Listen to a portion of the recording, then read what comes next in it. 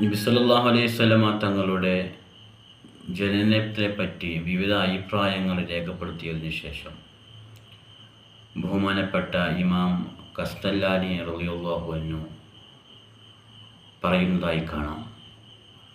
വക്കീല, ഒരു അഭിപ്രായമുണ്ട്, ലിസ്നൈനി അശറ അലൈഹി അമലു അഹ്ലിൽ മക്ക ഫി സിയാറത്തിഹിം മൗലിഅ മൗലിദി ഫി ഹാദിഹിൽ വഖ്ത്.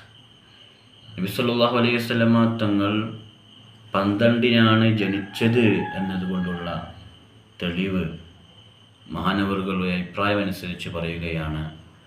നബി സല്ലല്ലാഹു അലൈഹി വസല്ലമ തങ്ങൾ ജനിച്ച ആ സമയമുണ്ടല്ലോ, ആ സമയത്ത് നബി സല്ലല്ലാഹു അലൈഹി വസല്ലമ തങ്ങളെ പ്രസവിക്കപ്പെട്ട ആ സ്ഥലത്ത് സന്ദർശിക്കുകയും അവിടെ ചെല്ലുകയും മൗലീദ് പാരായണങ്ങൾ നടത്തുകയും മക്കക്കാരുടെ പതിവാണ് എന്ന് ബഹുമാനപ്പെട്ട ഖസ്തലാനി ഇമാം നമ്മളോട് ഓർമ്മപ്പെടുത്തുന്നുണ്ട്. ഇത് അൽ മവാഹിബുൽ ലദുനിയ എന്ന ഗ്രന്ഥത്തിൽ 1-ാം വാള്യം 85-ാമത്തെ പേജിൽ നമുക്ക് കാണാൻ പറ്റും.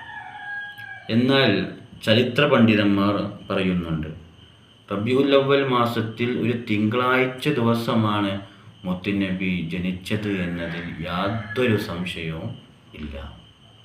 എന്നാൽ ഏറ്റവും പ്രബലമായ അഭിപ്രായം നബി സല്ലല്ലാഹു അലൈഹി വസല്ലമ തങ്ങൾ റബീഉൽ അവ്വൽ 12-ൻ്റെ അന്നാണ് ജനിച്ചത്. അപ്പോൾ പല അഭിപ്രായമുണ്ടെങ്കിലും പ്രബലമായ അഭിപ്രായം, ഏത് അഭിപ്രായത്തിനും പല അഭിപ്രായങ്ങളുണ്ടാവും, പണ്ഡിതന്മാരാകുമ്പോൾ പല വീക്ഷണങ്ങളും ഉണ്ടാകും.